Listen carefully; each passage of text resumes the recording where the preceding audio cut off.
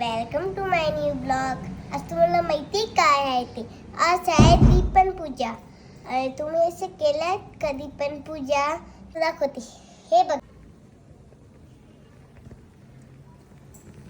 आवडलं असेल तर मला लाईक आणि सबस्क्राईब आणि शेअर करा. तर आता